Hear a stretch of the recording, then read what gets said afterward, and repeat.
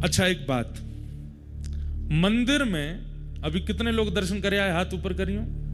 सभी कर आए लगभग? आप बता सकते हैं हमें कौन कौन है मंदिर में?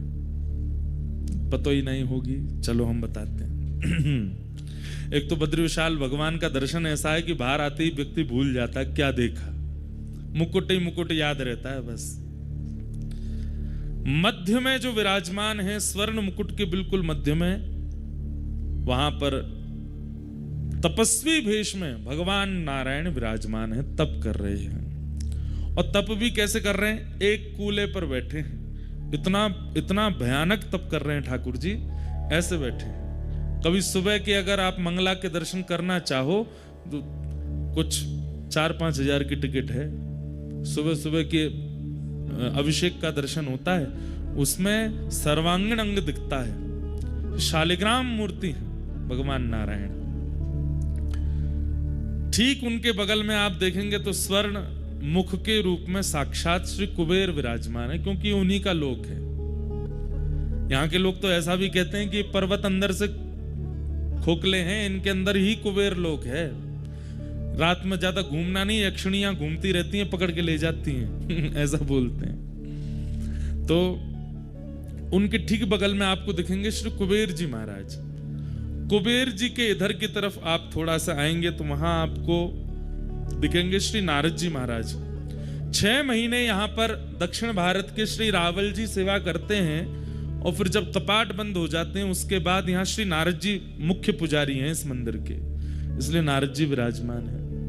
इधर की तरफ जब आप आओगे तो आगे की ओर गरुण जी विराजमान हैं, और पीछे हमारे भक्तों के अग्रगण्य श्री उद्धव जी महाराज, और हम ब्रजवासियों के अति प्रिय उद्धव जी महाराज बैठे हैं। ठीक बिल्कुल, और इधर की तरफ देखेंगे तो 2 मूर्ति आपको दिखाई देंगी, वही नर नारायण भगवान है। ये समस्त दर्शन आपको वहां पर होगा। मैं आज सुबह अनुमान लगा रहा था जब दर्शन करने के लिए गया, 4 युगों का दर्शन होता है एक ही मंदिर में, और वो है बद्रीनाथ। देखना कैसे नारायण भगवान जो यहां विराजमान है उस सतयुग में विराजमान, तो सतयुग का दर्शन। नर नारायण जो विराजमान है त्रेता से विराजमान, इसलिए त्रेता का दर्शन।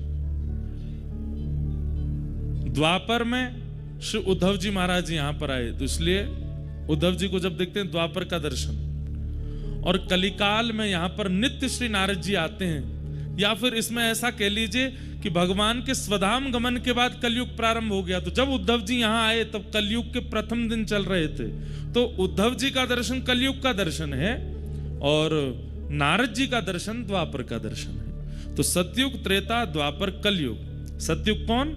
बद्री विशाल भगवान। त्रेता कौन? नर नारायण भगवान। द्वापर कौन? नारद जी महाराज। और कलयुग कौन? श्री उद्धव जी महाराज। तो 4 युगों का दर्शन होता। अब आप पूछेंगे इनका दर्शन का फल क्या मिलेगा? जैसे कहते हैं कि पड़ा त्रेता में जन्म लेना पड़ा, हम लोगों को लगता है कि तब जन्म लेना भी सार्थक होता है, पर नहीं, जन्म कभी भी लेना सार्थक नहीं है। 4 युगों का यहां दर्शन करने से 4 युगों के जन्म जाल से मुक्ति है। अब आपका जन्म तभी होगा जब ठाकुर जी चाहेंगे, और ठाकुर जी कब चाहते हैं? जब ठाकुर जी स्वयं अवतार लेते हैं। भगवान कृष्ण बन करके आ रहे हैं तो आप में से किसी को चुनेंगे, ए सुनो, तुम हमारी मैया बन के आना, तुम हमारे भैया बन के आना, तुम हमारी गैया बन के आना। तुम क्या बनोगे? तुम हमारे वस्त्र बन के आना, तुम हमारी वंशी बन के आना, तुम मुकुट बन के आना, तुम गोपी बन के आना, तुम सखा बन के आना। तो ये सब ठाकुर जी का परिकर प्रकट होता है जब ठाकुर जी की इच्छा होती है। 4 युगों का दर्शन एक ही मंदिर में। नीचे तप्त कुंड है और उनके नीचे अलकनंदा जी है।